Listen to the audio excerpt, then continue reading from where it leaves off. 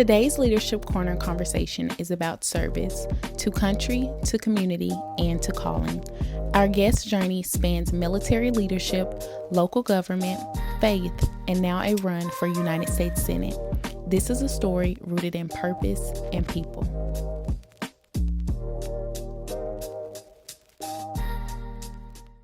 Hey, welcome to It's AYP Thing podcast. I'm Pansy Johnson, and I'm all about encouraging, educating, and elevating young professionals. And on this podcast, our mission is to impact the next generation of leaders through authentic conversations and real life experiences. And so today we're going to be kicking off the Leadership Corner series. Y'all, this is the first series that we are having, and this is the very first episode that we will be actually featuring a guest speaker. And so today, the Leadership Corner series, just a little bit about it, it's going to feature prominent leaders that are from all different types of backgrounds. They're going to have different careers from different industries, and they are going to be sharing their career journeys and how they shaped who they are today. So without further ado, I would like to welcome the first guest speaker, Mayor Ethan Dunbar. Thank you. The first. In the leadership series. Right. Well, thank you. Yes, Thank you so much, first off, for coming on the podcast. I'm super honored for you to be here, super grateful. So I just want to say thank you. Well, I say thank you because talking to you on the phone is no different. The bubbly personality, the smiling, the joy, it's just pleasant and refreshing. So thank you for having me. Absolutely. So just to tell the listeners a little bit about you. So Mayor Dunbar, he is a man of faith. Yes. He is a husband, a father. You are the mayor of Lewisville, Arkansas. You are a 33-year Army veteran of the United States. 33 years, 10 months, 26 days. Oh! Get it right. Yeah. But, and then the last thing, even now, you are now running for U.S. Senate as a Democratic candidate to represent the state of Arkansas. The state of Arkansas, yes. And wow. It's exciting. It's exciting. Yeah. And that's what I wanted to ask you. Like, how do you feel just hearing all of that and just thinking about your accomplishments and where you are right now in this moment? Like, how does that feel? Sometimes I just have to ask myself, is that me? Mm-hmm. You know, when I hear the things, because I never think about what I've done in life, but when you put it all together, it's like, wow, is that me? Mm. But it is, and it's because I enjoy what I do, you know, and I put everything into what I do. So, right. But when I hear that, it's a little, it makes me wonder sometimes, oh yeah, and then I say, yeah, I did do that. I did do that, yeah. Exactly, so. You did. And you think about the time. Has the time went by pretty fast? Like, you think, you just, you know, you say or you hear 33 years, but, you know, I bet you, like, as you went throughout life, how fast that has went by. Looking backwards, yeah. Mm-hmm. Yeah, but looking forward, you know, man, sometimes it seems like forever. Mm-hmm. And then once you finally get to a point where, like on a deployment, you know, where you start out with 12 months and when you first get there, it's like, man, is this ever going to end? And then things start happening and you get, you know, before you know it, it's time to start packing to go home. And when you look back, it's like, wow, that went fast. Right. But looking forward, it's like this election, you know, it's like, man, it's just, you know, far away, but now here we are, you know, about 4 weeks from the primary, and you know, it's like time is gone like that. Right. Yeah. I know. I was just thinking, I'm like, oh my gosh, we're already into 2026. Like 26, yeah. 2025, it like flew by. Yeah. And so now we're here. And you talked a little bit already about deployment in the Army, and we're going to get into that a little bit later. But I want to go back. Like, I want to go all the way back to where it started for you. I know that you were born in Chicago, the Windy City. Yes. But you were raised in Lewisville, Arkansas. Arkansas, yes. Wow. So let's go back there. Let's start there. And tell me a little bit about your childhood growing up. How was it that you can remember growing up in Lewisville, and how did that environment shape who you are today? My earliest memories go back to Chicago. I mean, I was a little toddler, We moved from there. I think I was 4, but I still have memories. 5, 4 or 5, somewhere right in there. But I still have memories of being there, running up and down the street with my cousin Mel, and doing things like that. But the years that shaped me was in Arkansas. We moved down there and we lived with my grandmother, and for the first couple of years until my dad got established back in Arkansas. So we lived with my grandmother, and man, grandmothers are so important. Man, Oh my I love goodness. mine. Love mine. But she was the one that kind of shaped that initial,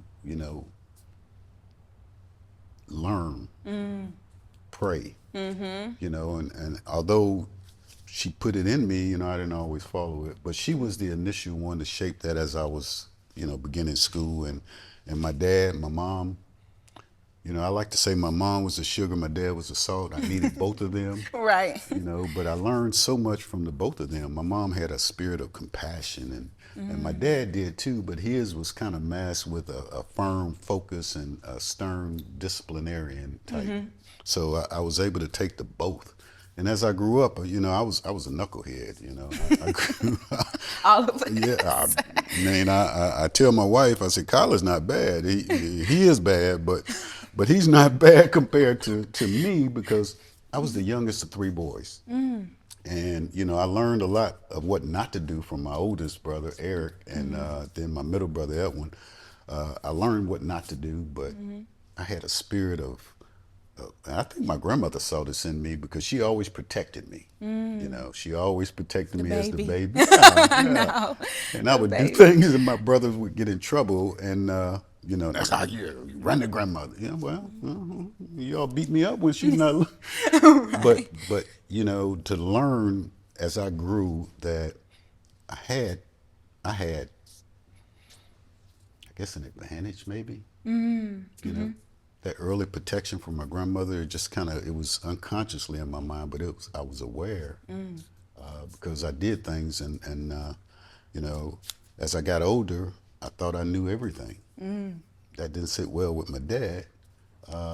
So, we were so much alike. My mom used to say that we would butt heads all the time, but, at 14, I thought I knew everything.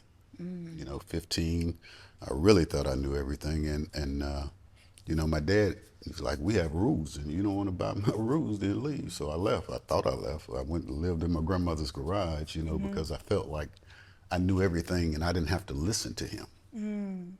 But man, I was so wrong.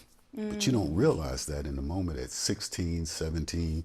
But looking back, I know that everything that he was teaching me, as I began to live life, I started to understand more.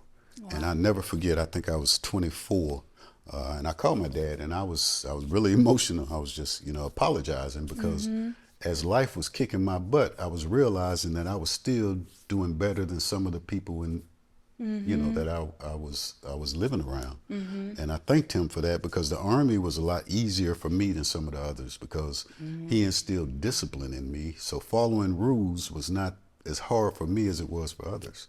So I was able to achieve and move forward. But I called him that night, and I was really emotional, and that developed a relationship that we spoke regularly, and I didn't talk to my dad every day.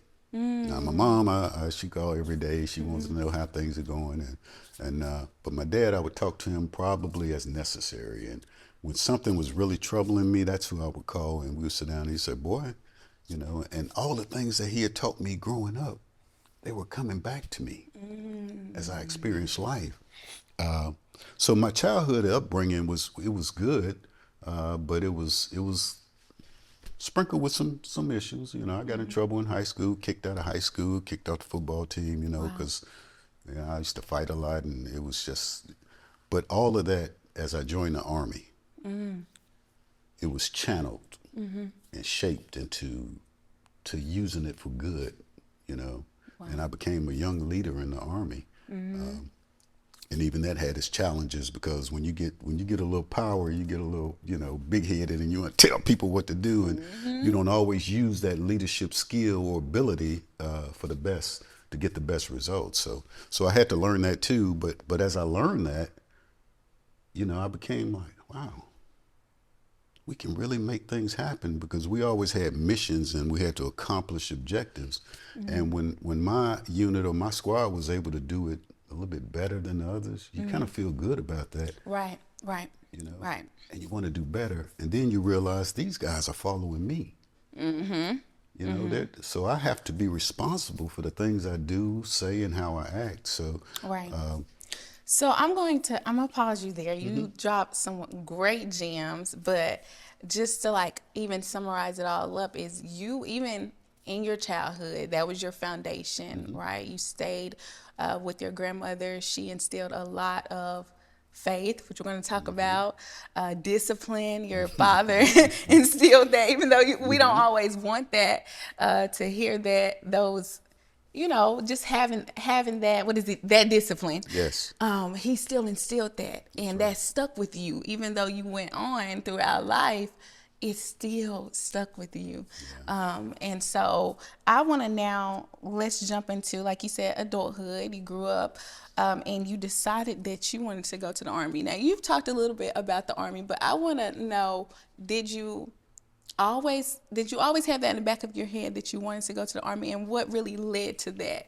You talked a little bit about it not working out with school, and was that what was the turning point, or what was the specific turning point that I'm going to go to the Army? You know, the Army saved me, but I was focused on the Army. My oldest brother joined the Army, and he left home because after he graduated, he had a little job around there, but he wanted to get away, and he went to Germany. I'm like thinking, man, I want to go to the Army. You know, Right. my dad is, he's trying to run my life and tell me what to do. I'm leaving. You know, so I was focused on the Army about 15 or 16. But then, I wasn't old enough. And at 17, you can join the Army with your parents' consent. So my mom and I had talked about it, and I was like, I'm going to talk to her. She said, you got to talk to your dad. And I talked to my dad, and he was like, no.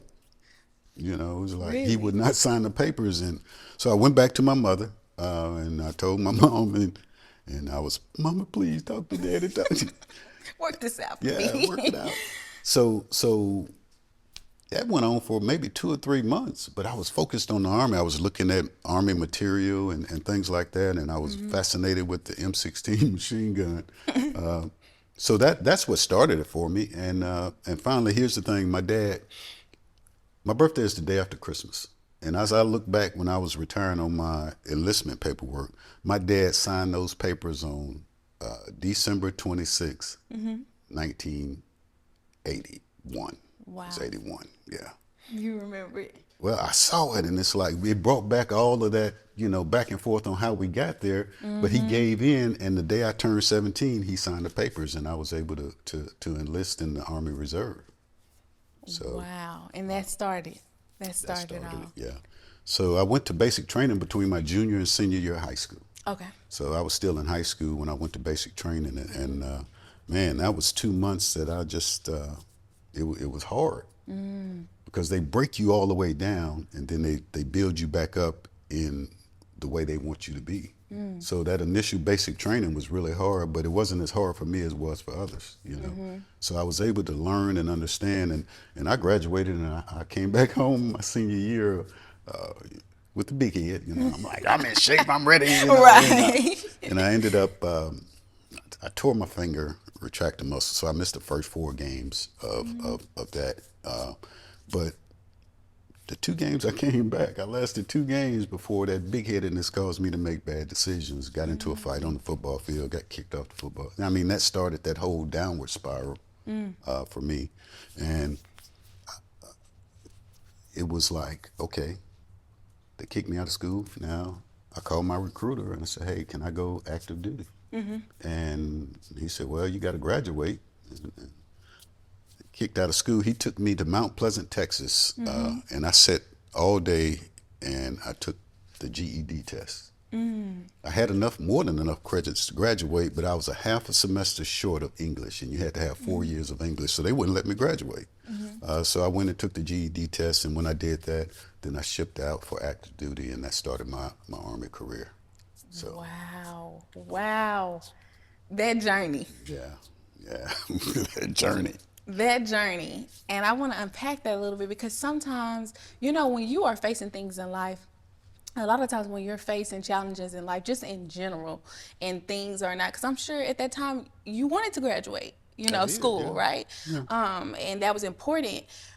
But even in the challenges in life, look how it turned. You know what I'm saying? You didn't give up. You didn't give up. You still went after your GED and still see, you know, opportunity there for you to continue to grow in Yeah. other ways. Yeah. And so I do want to encourage any young professional that is listening that, you know, that might be in that challenging period right now where things aren't going your way. That's right. Like, it can always turn around. Just don't give up. Don't give up. Don't give up. You never know what the Lord has planned for you down the road. Right. And you have some say in that. Mm-hmm. You know, my dad Yes. used to tell me, boy, you got to get some fat on your head, you know, when I got kids. And if you don't know what that means in the country, it means, boy, get an education. Mm-hmm. You know, get some fat on your head. But those words stuck with me, you know, Mm-hmm. and even in the Army offers you free college if you take the time and the initiative to go. Right. So I took the time and the initiative to go, and I earned my bachelor's degree, and I went on and earned a master's degree on the Army's dime. You know, I took advantage. They were using me. Hey, you provide this, I'm going to use this. Right. Because those words stuck in my head. My dad, boy, you get some fat on your head. It's something nobody can take from you. And it stuck with me. That Just is like a right. lot of the other lessons that came back in life, that one stuck. So, Yes, yes, I love that. I want to ask, what if you can just go back and look and think about 18-year-old Ethan at that time? What did you think leadership was at that time? What was it as far as like being in the Army? What was leadership to you then?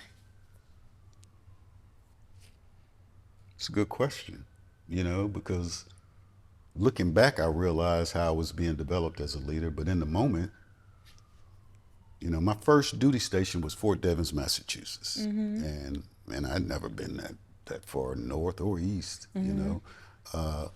But in my unit were guys from all over the world, Right. you know, black, Right. white, Hispanic. So I hung out with a guy named Red. His name was Reggie Morton. He lives in outside of Greensboro, North Carolina, and he kind of took me under his wing, and you know, he was the leader. He wasn't a leader because he was in our squad, but he was an informal leader that everybody wanted to follow. So, you know, he took me under his wing, and I tell you, the first weekend I was there, Red took me to a club, some club out in. The turn up was real. It was because it was a club, and it was a mixed club. It was more white, and they were playing all kind of pop music, and you know, I'm in awe because I'd never been in anything like that. And next thing I know, a fight broke out, and it was Red. It was him, and I'm like, it's Starface. So I go over there and I get hit, and he's like, Dunbar, go outside and get the car. So I go outside, and he fighting his way out, and they followed us outside. So we're in the parking lot fighting. I jumped in the car. I started the car, and Red said, take off, I get in. And when I started to move, he opened the car, and they followed us. And they got in the truck, and they were, you know, like, I don't know what just happened, but I'm trying to drive and get away. I had a 72 Pinto, which wouldn't go very fast, and it was a shift. And they came and they rammed the back of the car with the truck. And Oh my God. Red said, stop the car, stop the car. So I'm like, Red, we stopped the car, and now we get out in the middle of the street fighting. Oh my God. It's like, man, I don't even remember how we got home that night, but I remember, I was like, Red, what happened? Right. You know, he's like, oh, don't worry about it. We're good. I mean, it was no big thing to him. So he was a leader, you know, and it kind of made me think back to my, you know, trouble days, or because I'm like, man, I'm going right back into the same stuff, you know. But as it turned out, Red was probably, he's still a friend of mine today. He turned out to be one of the most compassionate, caring people. Just didn't like to take no smack, you know. And so I learned from him, and I learned that leadership and being by yourself, you have to deal with the moment. You got to deal with the moment, and you know, succeeding in that moment gives you a chance to continue succeeding in life. Right. So right. that kind of taught me. That was my first really foray into to life by myself. By yourself, Yeah. and the decisions. The decisions you make, Yeah. and I think even just like who you're surrounded by, Hmm. like you talked about, just in your unit you got people from all different Yeah. backgrounds, Yep. from all over the world, and so even that is shaping your mindset, it's shifting that, right? Coming from a small town, you know who Yeah. everybody Yeah. knows everybody, but when you're able to be around different backgrounds, different people, I do think that starts to elevate your mindset in a Hmm. sense. So I love that. I love that story Man, too. You have a lot of stories. well, I I'm got a loving lot, it. but I'm loving it. that was a shaping one for me. Yes. So you spent over 33 years in the U.S. Army. You retired as a command sergeant major. Yes. Put some respect on it. Y'all heard that. Well, Command sergeant major. yeah. What were some of the biggest lessons the Army taught you, just with leadership, service, discipline, that you can think about? The biggest lessons, one is responsibility. You have to be responsible for the decisions that you make, uh, and you kind of learn that the hard way, Right. because the decisions you make, especially in wartime, is the difference between them coming home alive or not. Right. So, the weight of that makes you start to, and when you go through training, you see that because you go through simulations and war, and we spend a lot of time in the woods, but you start to learn that your decisions has consequences that may Right. or may not affect you directly, but it affects the people who follow you. So that was one of the main things. And, you learn from that. So being able to go from a private to the command sergeant major. When I first joined, like with Red, if we'd have had, we didn't get in trouble for that. We got away with that. No police were called, no MPs or anything. Right. Y'all were good at that We were time. good. But if they had called, and we would have had to go see either the first sergeant, which is bad enough, but if we had to go see the sergeant major, man, it's like, What could have happened? yeah. I mean, your career's over. You may end up getting court-martialed, or you go to.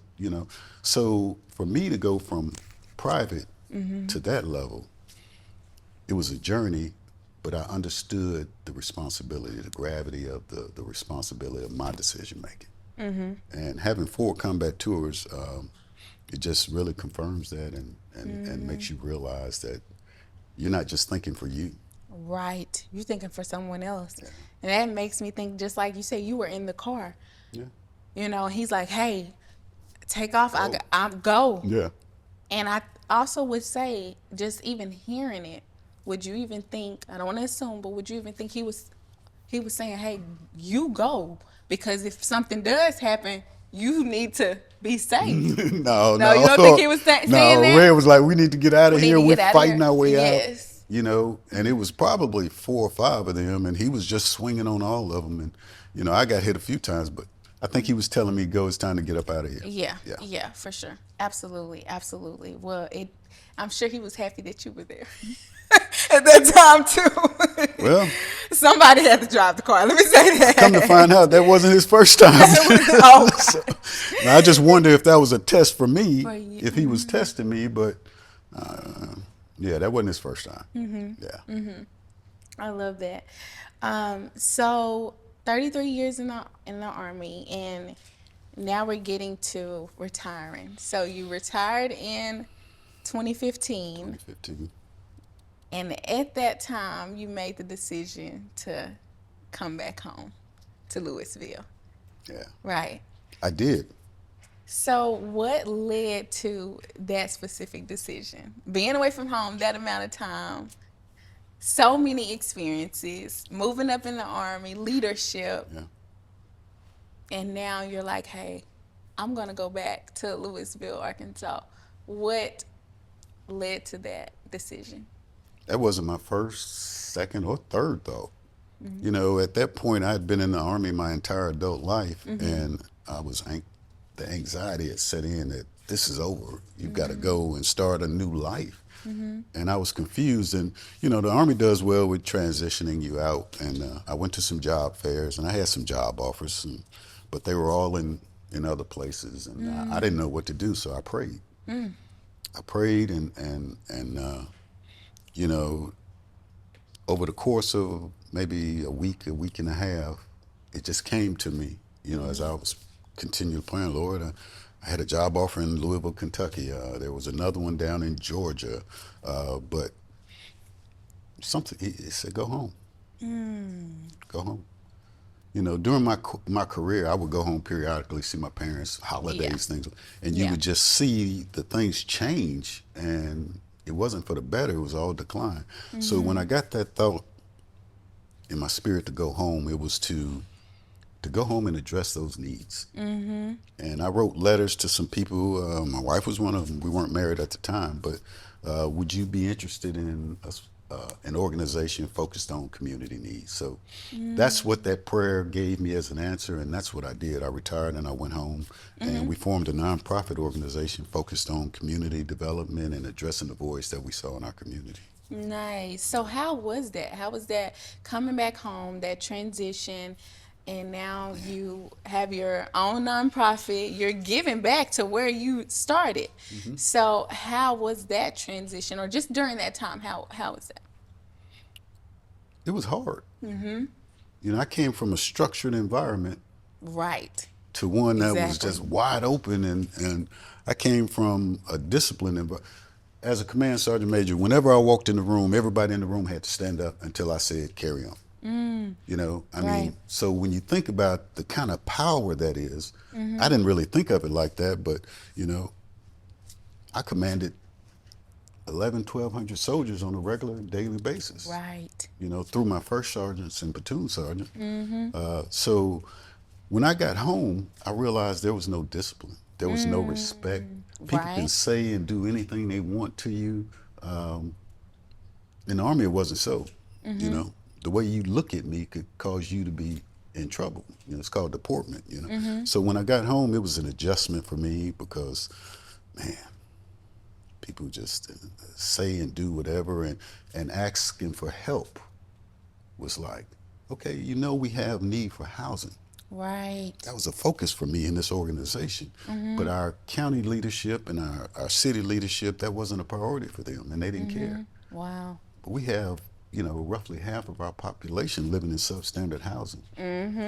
You know, and that for me, I was like, man, my soldiers live better in Afghanistan than they do right here. You know, because we started a program with housing. We had to go and take pictures of the people that applied, and it was like, wow. So when you present that to your leadership, it's like, you don't care. I wasn't used to that. I wasn't used to them just not caring because my main responsibility in the Army was to take care of soldiers. You know, and we have people living here that, you know, they have to live in a home where the roof is separating from the wall, and they have to close that room off because the walls nest a bit. Things like that, you know, just falling through the floor in the home because you don't have the money to afford. We need Right. housing programs, and the government provides this money for housing. How do we get it from here to the user level? And right in between there was what was missing, That gap. that gap. So, you know, they would not address it because the people that were in charge lived well. It didn't bother them.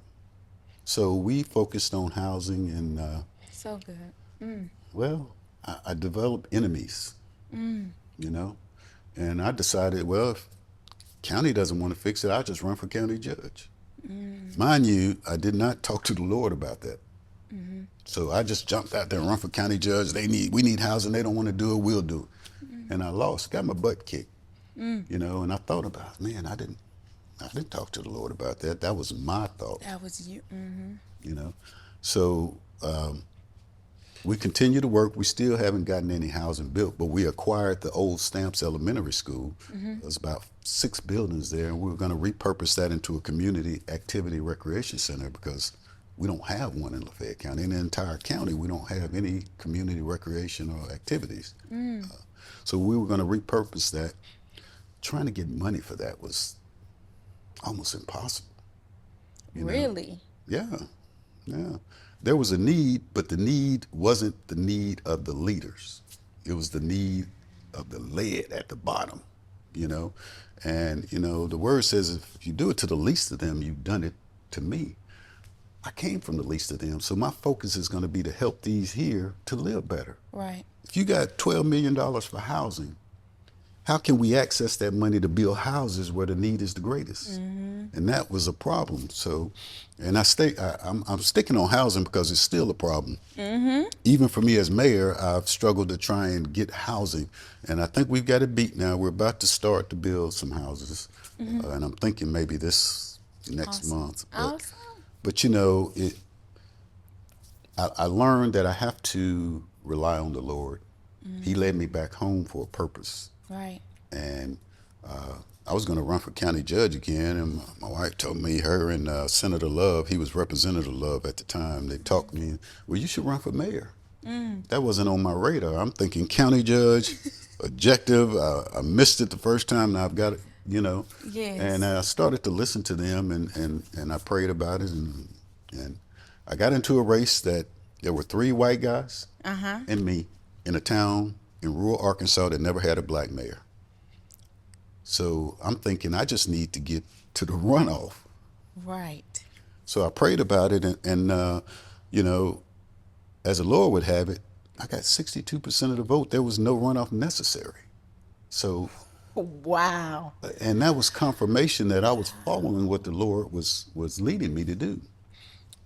So the 3 white men combined had less votes than I had. So, okay, I think I'm listening, Lord. I'm hearing you. I need to start paying more attention to how you're communicating through me, to me through my spirit. And my whole life just kind of evolved from there. And that's the spiritual part, because I realized that I had to stop doing a lot of things that I was doing if I'm going to listen to the Lord and follow his guidance. Because his ways are, and not our ways. Not our ways. And the way of the world can tell you you can do whatever you want and somebody supports you. No, you have to have a certain discipline to know my instructions are right here for you in the Bible. Right. You need to follow those instructions.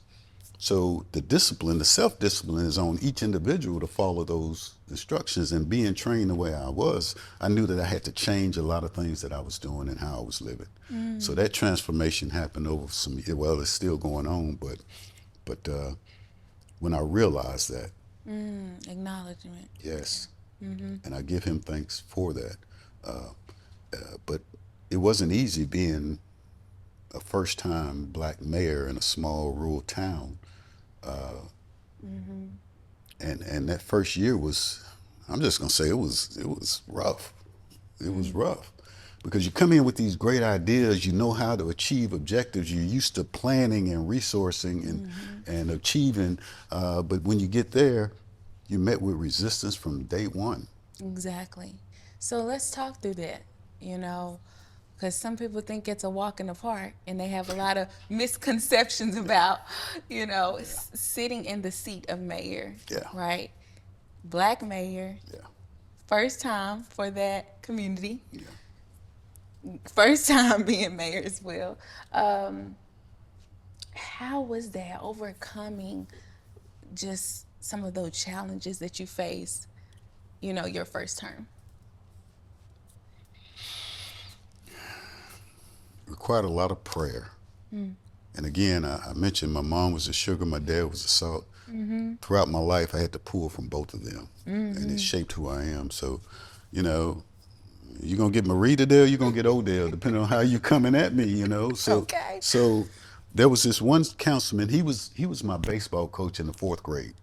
He was the mayor then, and he was probably close to 80 years old. But he ran for city council, and his whole objective was to control me as the mayor. So he led the council. I had a hostile city council those first 2 years, and he led them. And you can't do this, and you can't. And I'm trying to be respectful. One, he's older. I knew him all my life. But 2, the military teaches you to respect authority, and so I'm trying to be respectful. But he wasn't respecting me. So finally, I had to we're taught to read the regulation, know what your authority is, what your limits of it. So I read this big book, Arkansas Codes, and I went through and I realized what power I had as mayor. And I tried to do it respectfully, tell him or explain to him, yes, I am authorized. Like a police chief, I hired a black police chief, and he did not like that, and they wanted to give. No, that's not that's my sole authority as mayor. Right. He's getting the city council together, but he couldn't, because the city attorney, well, he's right, it's his authority. Only then would he back down from something, So it was like that with everything I tried to do. We could only take water payments in person, by cash or check. There was no online payments. We couldn't take credit card payments. It's like, this is crazy. Especially in a society that is like technology. Right. At your fingertips. It's like, and people, if the mail system didn't get it there, then there was a late fee added. Right. And it's like, I proposed it. I went to the water clerk. I had her do a sample study, and she gave it to me. We presented it to the council. We want to automate. They said no. We needed more. That's not. Second month, we did it again. She got more data, and still they said no. And it wasn't because they didn't really need to do it. It was like, no, you don't call anything. This is the way we've always done it, and we're going to continue to do it. So after the third month, they said no. I vetoed it. And that caused an even bigger stir. I vetoed it. My water department manager quit. Wow. He took with the water clerk quit. The water, his main guy, we only had 3 in there, and he were the top 2. They quit. And my city council was plotting on how to get rid of me. And I'm like, what is this? And this is in your first year. Wow. So, I'm thinking, and to top that off, our low to moderate income ratio, you have to be at 51% low to moderate income to be able to qualify for grants. We were at 47, and I'm like, that ain't right. These people are poor here, so we couldn't qualify for grants. Talk more about that in a minute, but we did fix that, but the council was against it, and I couldn't understand why. This is to help our city, to help the people. Right. But they were blinded, and I had to do something I wasn't proud of, but I had to be firm and stern with this council member that used to be my baseball coach, who was the former mayor, and I just had to be firm with him in the city council meeting because he just would not quit. And I felt bad about it, not in the moment because it needed to be done. Okay. But that night when I got home, I was like, man, I had to. Yeah, I shouldn't have. No, I should have. Oh. I did it the right way, Yes. I think. But the fact that I did it to him and it embarrassed him in front of the councilman, he brought it on himself, but right is right. And if you speak and walk in truth, then that's his problem. Right. But the fact that I knew it did, and he voted against paying the city's bills. And it's like, I got 6 council members, and now you're upset at me. You vote against paying the bills, and, okay, it still passes. But the fact that he did that publicly and made an embarrassment, even his own allies on the council were like, what's wrong with you? But they knew it was out of just a mean spirit, because he grew up in a time where, and he was a pharmacist, and he owned a pharmacy. When you go in there, blacks couldn't go sit at the counter. I still remember that because I was a young kid. So he grew up in that mentality that, if you talk to me or you walk away and get out of my way. That Jim Crow mentality. Yes. So he still had that at 80 years old. And this young black kid who's still judging me for what I did at 17, and, he just didn't respect me. Right. Not realizing that I had grown and matured and all the things, and I was fully capable and qualified for that position. It was rough. But you know what? Even after all of those employees quit, we found a way to make it through and to survive. And even though I vetoed that and we automated our water department, we didn't know COVID was coming, right? Wow. You know what sustained us through COVID? Being able to accept water payments online and with credit cards. Electronically. So the Lord already saw that. I didn't see it, but it just made sense to me. But there was a plan already in place. Exactly. Yeah. even when you were going through that battle, what felt like it was a battle. Oh yeah, it was a battle. It was a battle. It was a battle. We don't even want to downplay it. It was a Yeah. battle, but it all was setting you up, which now we're about to transition to it's setting you up because you're about to get reelected also for a second term. So I want to talk through that too. You got reelected. Even throughout all of that you went through, Man. you Yeah. got reelected. What were even your thoughts during that time? Were you even thinking, I might get reelected, I might not, or were you just still like, okay, I'm gonna go after this, we're gonna see what happened? Yeah. But you got reelected in 2022. The people reelected you. You know, I guess the question is, what do you think that trust also represented from the community at that time? Because you were getting so much. Yeah. You know, you're in a battle with your council, Yeah. but the community was behind you. So what did that represent? Part of the community. Part of the community. There was a gentleman who had ran in the first race. I told you there were 3 white men that ran. He ran against me in the re-election. And he died. He died, I don't know, a few weeks or some months before the election. And some citizens got together and started a Vote for the Dead Man campaign. I mean, you can Google it. It shows up, Vote for the Dead Man, Lewisville, Arkansas. I mean, they were actually saying, they said, well, if we vote for him and he's dead, then we get to choose the next mayor. So there were a group that were against me. But again, when the Lord guides you, he guides you. And as it turns out, I won re-election with no problem after that. But it was a little kind of unnerving at first to know that, man, I still got 30% of this community that voted for a dead man over me. You know, so, and that kind of sticks in your mind, but you put it there and you stay focused on what you need to do. Right. The first year, second year in office, I was able to pave the roads in the underserved part of town. That's what I'm talking about. Even that was controversial because my treasurer recorder, had been there, her uncle was the mayor before me, and she'd been there for 17 years. You need to start doing things equal on each side. So I'm paving the most underserved areas first. And I just left it at that. Right. You know, don't come at me with this. Y'all been taking care of this part of town all of these years, and now we come over and focus over here. And it for me, it underscored the point that having a seat at the table is okay. But when you're sitting at the head of the table, you can make the decisions to direct resources where you think they need to go. Come on. And for me, coming from that part, I knew that this is where some of those, and I was in position to do that, and I did. So I didn't care if he was upset with me. You know? It's one thing about having a seat at the table. But when you have a seat at the head of the table. Yeah. Game What? changer. Game changer, yeah. Where real change can happen. And that even makes me think even deeper. How many leaders are sitting at the head of the table? No change. Stagnant. So young professionals that are listening, when you get an opportunity to sit at the head of the table, y'all have heard it here first, game changer.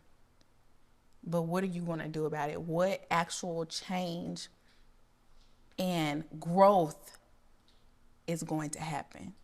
You need to ask yourself that. Wow.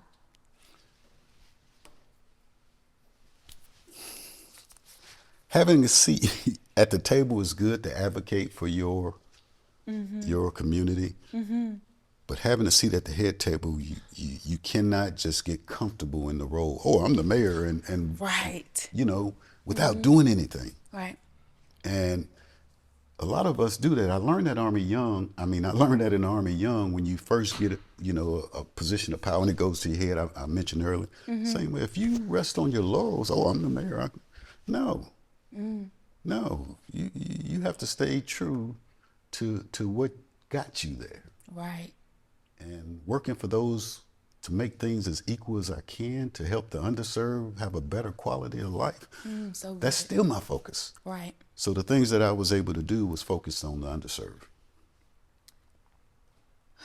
You have I'm just thinking also about your journey, right? You're taking us on a journey. Yeah, yeah. This is your life journey. These are your real life experiences and how they've shaped who you are. I want to ask, how do you balance conviction with compassion when serving people from all walks of life? That balance is a little easier for me now. Wasn't always, Right. you know, because sometimes the louder voices cause you to abandon your principles to do what's best for the louder. Just because they're the loudest doesn't mean they're the right or the best, you know. Right. So good. In the Army, we're taught not to pick up shiny objects. When you're out in the woods, you pick up, back from the Vietnam War, it was booby trap, you pick it up, blow up, you know, so you learn to stay focused on your objective. Okay, that looks good, but no, that's not for me. That's not where I'm going. Stay focused. So I've taken that approach. But I'll say to young people, when you have something that you believe in that's going to help lift others, stay true to it. The battle won't be easy, but you stay true to those convictions and you'll achieve. It's not going to be easy. You're going to go through the fire. But you come out on the other side with a better home decision-making process, and you gain the respect of people that makes your job a little bit easier. Right. Yeah. Right. So good. So I want to you talk a lot about your faith openly. I love that. Let's talk about that. And I want to even take a deeper dive into how your faith has shaped your leadership, right? As you've went throughout life, how has that been just that center point anytime that you are facing things in life? I'm going to talk about that a little bit, your faith. So earlier, I mentioned my grandmother. And as a little kid, I was my grandmother's favorite. I'm just going to say that now. I don't know, 40 grandkids, I was her favorite. But they always prayed. And, you know, I heard it as a kid. We were around it. And my mom made us go to church. You know, she had to work. My dad was always at work, and he wasn't thinking about church anyway, not at that point. So my grandmother. And as I grew older, I watched, I was the youngest of three boys. It was just three of us. When I was 14, my parents had my sister. And, you know, that changed my dad's whole life. When my mom got pregnant, I'm like, Mom, what y'all doing? You know, I'm 14. But it changed my dad's whole life. And I witnessed that, you know, and how the power of God changed and used all of the good qualities he had, not for the not so good things that he was doing, but for a better purpose. And I think Saul, Paul, that type of thing. Yes. So I saw that. And my uncle worked on my dad for a long time, but that changed, and it brought back in my mind my grandmother, the praying that they did all the time. And then my uncles and aunts that worked on my dad, and when my dad was converted in the church, we were in church all the time, and all of those things stuck with me, that they were instilled in me, but I wasn't paying attention, because once I got out of my dad's house, and I was able to do what I wanted when I wanted and didn't have to answer, I just did whatever I felt, you know. You're like, I'm out here. I'm whatever. I'm drinking, I'm smoking, I'm, you know. And it took me 50 plus years to realize. Wow. But through those 50 years, I realized that all those things that I had been exposed to, I'd been taught by my parents and my grandmother, you know, it was in me. I was just ignoring it. And when things happen and you're at your lowest point, and all you can do is look up and you start to remember those things and you start talking to God. And then my dad used to say, boy, that voice is in you. You ain't listening to it. It's going to always be there. And I started listening. And I started making different decisions because I knew I was foul. I mean, I knew it. But I was successful. And that allowed me to be foul, because I was still achieving. And I realized that, the Lord had protected me all of those foolish years because he had a greater purpose for me and down the road that I still didn't know about, like the other Right. thing. So when I look back over all of those years of foolishness and how the Lord has protected me and those prayers that of the righteous that were for me, Right. I began to look at life different. So it kind of shaped who I am. And after praying about that mayoral race and all that, and I gave my life to Christ in March 21st, 2016. And then I began to double down on reading and understanding the Word of God and how I needed to change my life to follow those instructions, the basic instructions before leaving Earth, the Bible. When I was able to follow those instructions, I had to change. I had to stop cursing. In the Army, it was that's how you got stuff done, because if you're Right. nice, soldiers are going to do whatever. Yeah, just run on. Yeah. And now I don't curse. I'm conscious of every word. So as I started to pay more attention, again, it took me 50 years, but I was protected for those 50 years. I was also being prepared during those 50 years because I was always able to succeed. And now I feel like he's positioned me. He's positioned me for something, greater, and not for me, but Right. to be able to help others to magnify his name. Right. So, Right. So good. yeah, that drives me. So good, so good. Oh my gosh.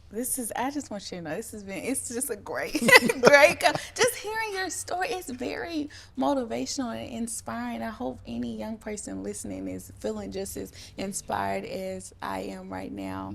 But I want to now transition over to you talk about positioning, and you are now running for U.S. Senate. Yes. The U.S. Senate position. United States Senate. Yes. Yes, Yeah. the United States Senate is a Democratic candidate. What led to that decision, and why now? Two good questions. What led to that decision? Right. And why now? And why now? And Yes. and I have to go to my go-to, prayer. That led me. Back in 2000, I was assigned to the Pentagon, and I transferred from the Pentagon to the Corps of Engineer headquarters in Washington, D.C. And at that point, I was running 5 days a week. Once you're out of the mainstream Army, it was a special assignment, work at the headquarters. So it's an individual thing to maintain your physical fitness. I knew I was going back to the regular Army. So I was running 5 days a week. And even in weather like this, 17, 18 degrees, I'd be out running, and I'd see people sleep on top of subway, the metro grates, just trying to stay warm, homeless people. Wow. Going into Burger King at lunchtime, you walk right out of our building on G Street, and there's a Burger King right there by the MCI Center, and the homeless were there, and the guy asked me to buy him a meal, and my coworker was like, "No, don't talk to him, don't talk to him." I'm like, so I bought him a meal, and she was like, "Well, what are you doing? You just perpetrating all that." I said, "The guy didn't ask for money, he asked for a meal." Right. That's different to me. Right. So I bought him a meal. But those things kind of started in my mind thinking. USA Today had a paper, and we would get the paper in the office every morning, and it had all 50 governors on the front. And I looked, there was only one of them that was black that looked like me, and that was Deval Patrick in Massachusetts. And I started thinking, why are we not more represented? I see these people out Right. here, it's got to be a better way in one of the most richest countries in the world. Right. And that started it. That was 20, 22, 23 years ago. And it started something else. So my journey was I think the Lord put that in me then. At the gubernatorial level or the Senate level. And all those years I still had to serve, but that stuck with me. And I wasn't sure what to do. I'm a mayor now. In 2024, October 2024, I took a leave of absence from my mayoral duties. I left my home with a backpack, and I think I had $11 in my pocket. Something in my spirit says, you got to get out. That journey is just now beginning. I left my home, it was October 3rd, 2024, October 4th, 2024. And For 30 days, I just walked across the state of Arkansas. Really? Yeah, I had my backpack, and it was rough. I slept where I could. I spent a couple of days in a homeless shelter up in Van Buren, Arkansas. Wow. Right here in Little Rock, I spent 3 days at the Compassion Center here at the down Wow. on I think that's Roosevelt. But I just moved around to try and see, one, if there was any humanity left, and two, to see how people treat you when they think you have nothing. Right. So that's what I did for 30 days. And I couldn't come, I could have stopped at any time and came home, but I had to be obedient to what the Lord was telling me. So for 30 days, I was out there, and I'm going to tell you, it was rough. And there's stories to tell there. I journaled every day. So I have a journal with every day. And I took pictures, and I've got some pictures to go along with it just to remind myself of different places that I was. But I learned humanity's not dead. There's still a lot of people out there, even those that don't look like me, who care about you and your well-being when they're by themselves. When they're in groups, it's different. They'll ignore you or look down on you or talk about you. But individually, I had people just coming up offering, hey, you need something to eat.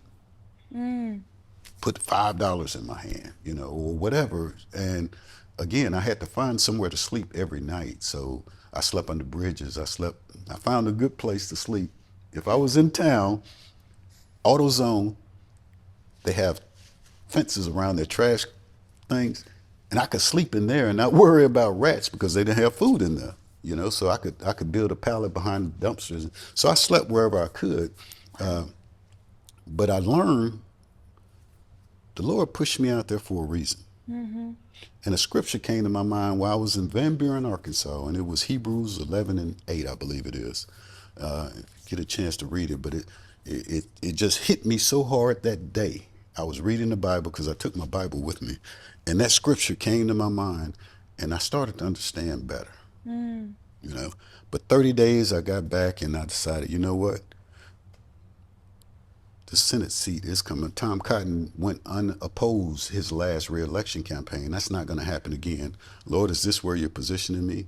And everything just kind of led me to that. If I tell you what the Lord said, yes, Ethan, go run for Senate, I would be lying. But the way he communicates through your spirit, that it comes into your mind, and I asked for confirmation, and I got that. So that's what put me on this journey, and the timing was set. Even the timing from those 20 years of wondering how this would happen, that timing was set. I knew exactly when I needed to leave home.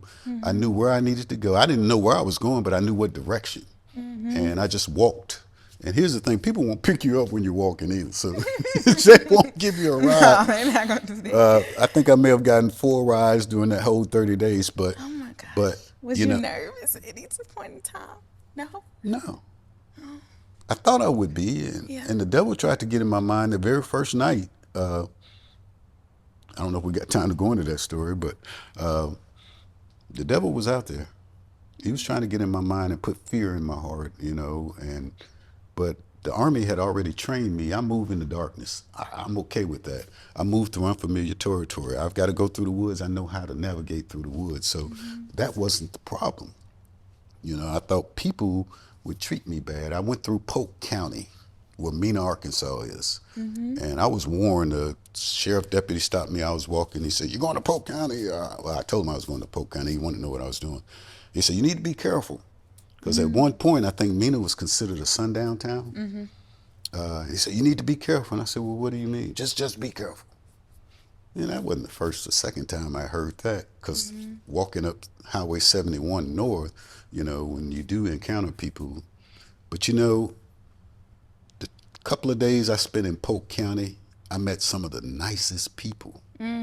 Just the opposite of what I had been warned about. Wow. And the coldest night that I was out on the ground behind a dumpster, a young white man who was driving a trash truck because they empty trash at night for business trash. And I was so cold that night. But I thought they were going to give me problem. I'm in Mena. It's 12:30 at night, and they're black man in the trash with him. And I thought they were going to give me problem. This guy went to his truck, and he came back, and he gave me his hoodie. It was a black hoodie. I still have it sitting out on my chair behind in my door. But he said he had compassion for me. And I'm wondering, why are they emptying trash at night? And I'm thinking my cover's blown, I need to move. So I had to make some decisions there. Am I going to stay here or am I going to go find somewhere else to sleep? It was cold. It was 12:30. I had made my pallet, and I had my weapon with me now. I wasn't, out there naked. I had some protection. So, Okay. but that was just for protection. Yes, yes. But I was like, okay, I made the decision. I'm going to stay here. And I started to bed back down. I'm a little unnerved at this point, I'm thinking these white boys are going to come back and mess with me, or now that they know her. So I made the decision to stay there. About 20 minutes later, I hear this truck come back and knock on the door. And he said, "Hey, mister, are you still in there?" I said, "Yeah." And he came, he said, "I had these in the truck and I didn't give them to you before I forgot, but here," he gave me some hand warmers. And I'm like, So okay, good. maybe it's not so bad. Right. So I go back in and I couldn't sleep that night. It was so cold. 5:30 that morning, I hear a knock again. Doo, doo, doo. It was the same young white man. And he said, "Hey, are you still in there?" And I said, "Yeah." He said, "Come out here and sit in my truck and get warm." And I'm like, okay. I ran. But when we were in the truck, he says, I go to my other job. I work this job from 12 until we pick up business trash at night. And my other job's at 6:30. But I couldn't go home. He said, "I normally go to my job and I sit in my truck until time to go in, but I couldn't go there tonight because I knew you were out here." And I came back here and we sat in this truck and talked for about 20, 30 minutes to, get warm. And I think he would have let me stay in there as long, but when I saw the time, I said, "You probably need to head to work." But the God puts people in your life at the right time. And those what I consider angels that he put there unbeknownst to me. But that guy came at the right time at the coldest night that I was out there, and he helped me. So, having everything lined up, why this run, why now, it's all inspired through my spirit. Wow. I'm speechless. So was I. I'm speechless. All I can think right now is like, don't judge a book by its cover. Yeah. I think a lot of times we do that naturally as humans, but don't judge a book by its cover. You don't know. You don't know anyone's story. That's right. That's what this podcast is all about, this series. You don't know anyone's story. You don't know, what is it? You see the glory, but you don't know the story. Yeah. Like, you don't know what got them to where they are today.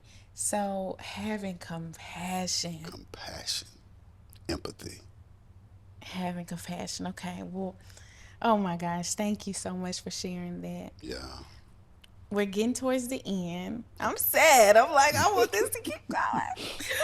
We're getting towards the end. I want to talk just really briefly on just the importance of voting, right? How important it is to vote. I know many young professionals have this thought process of, my vote does not count. Right. My vote doesn't count. I'm not going to go to the polls. I don't got time to wait in line because my vote doesn't count. Yeah. Your vote does count. It does matter. It does. Exercise your right to vote. And I want you to speak to that. And I also am going to take some time as well to just make sure that you all are aware, specifically here in Arkansas, for the Arkansas listeners, early voting begins February 17th to March 2nd. You do have to be registered to vote by February the 2nd. Photo ID is required. And just make sure that you are aware of the voting requirements, no matter where you're located in the world and listening. Please make sure that you are aware of the voting requirements and on the local level and on the national level as well. But I do want you to speak briefly on just like the importance for young professionals to vote, because the upcoming generation, we're just not doing a great job of voting, and I want to see those numbers turn around for us. Yeah. It's incumbent upon people my age to be able to help people. My son will never know the struggle of a Martin Luther King except reading about it. Right. When I had to live through. My class was the first class to go from 1st through 12th grade integrated. So I came up in that era. So our young people, they don't realize that there is a struggle and the struggle is real. they've had these things ever since they can remember, and they don't. If your vote doesn't count, they expect you not to vote. But in small rural communities, even larger communities, your vote counts. My wife won the election to the school board by I think 3 votes. So 3 or 4 people decide they don't want to vote Right. that day. You're not on the school board, and you can't affect change that affects those at the level that you're elected to represent. Right. You Right. know, so your vote counts. Don't let anybody tell you. Don't let anybody tell you your vote does not count. It counts, and it's important, especially in, we hear people say, "Oh, thank God for Mississippi," because Mississippi has elected a U.S. representative from the state of Mississippi. Arkansas never has. Your vote matters. Your vote counts. Even So in good. Okay. 2026, it matters. So I think that's important. And the other thing is while I was mayor, I was accepted into the PhD program at the UCA, University of Central Arkansas. So I earned Oh, my I love that. PhD from UCA, but my subject was the housing I talked about and the leaders. I was wondering how those decisions were made. My dissertation focused on the ethical leadership of elected officials, and that was here in Arkansas. And I polled and sampled all elected officials: city council, mayors, quorum court members, county judges, state reps, state senators, and I was able to get an understanding on, one, how people assign value and meaning to things and people and events, but I was also able to understand that there are extreme beliefs on everything. Most of the things that are centered toward the mean, this is the median, but there are extremes, and you have elected leaders out here with extreme views. If you don't think your vote matters, then answer the question: why we have $12 million for housing, but we still have a housing crisis down here in the low income area? So if your vote doesn't matter, again, a seat at the table is good, but having a seat at the head of the table helps you to direct those resources. But even having a seat at the table helps you advocate. How do we get this money here to address the need we feel here? Right. And if your vote doesn't matter and you go on, then you just deal with, well, I'm going to move away from here. Ain't nothing there. I'll just leave. And when your parents die, then the property goes, somebody's going to buy that property. The land appreciates, everything else depreciates. So somebody's going to get that property. Right. So we've got to understand the importance of voting, not get so caught up in the cultural, popular things, whatever they are, that takes your mind away from the really important things of voting. Because if we look at what's happening in our world, in our nation today, in our nation right now, we're seeing an authoritarian shift leading with aggression, because we have the most powerful military in the world, and we know that. So we now become bullies and take what we want and enforce our will on people. What we're seeing happening in Minnesota right now is to me, it's an escalation of a mean spirit using, the government, because Make America Great Again, that's regressive in nature. That means going backwards. We need to figure out how to move forward and understand that our government has to evolve with the human mind evolving. We're not the same country we were in 1865. Right. Right. So your vote matters, and there were hard-fought battles just to get you the right to vote. Young people don't really know that unless they study history or have someone teaching them. Right. So it matters. So good. So, for the listeners, where can they go to learn more about you, your campaign? Where can they go to access that information? I do have a webpage, Ethan for Arkansas. Okay. EthanForArkansas.com, and it'll take you to our webpage. And there's a couple of tabs there and some things about me and all, but there's a way to volunteer and to donate. The 2 things that I need right now is one, I've got to raise money, but 2, I've got to get the exposure. Got to be able to let people know that, 1, there is a man running. You do have a choice, and his focus is Christian based. So there is a choice out there. But you go to EthanForArkansas.com, and it can take you there to our webpage and some leadership tabs, all the things that about what we've talked about today. Okay. Great. Thank you for that. Yeah. One last thing. If you could go back and talk to 18-year-old Ethan Dunbar, before you had the mayor. Before you had the mayor. If you could go back right now and give him any piece of advice regarding leadership, discipline, service, what would that piece of advice be? Two things. Go to church. And while you're in church, you listen and just, you may not get it all right then, but it's going into you and it will come out eventually. But go to church, listen to your parents. Listen to your parents. They've lived where you're going.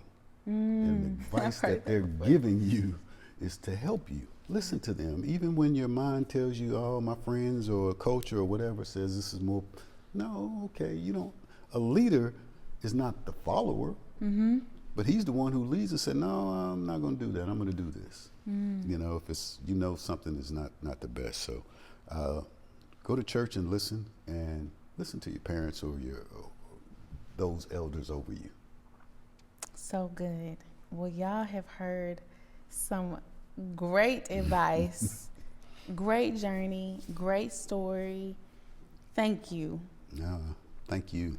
Thank you. This is, you know, sharing the story just helps me realize and stay focused on the objective. So thank you. Right. Well, I definitely wish you all the best as you continue your career journey. This is It's a Wifey Thing podcast. We're all about encouraging, educating, and elevating young professionals. And on this podcast, our mission is to impact the next generation of leaders through authentic conversations and real life experiences. Y'all, this is the Leadership Corner series. If you thought this was good, it's only going to get better. So stay tuned. We'll see you in the next episode. Peace.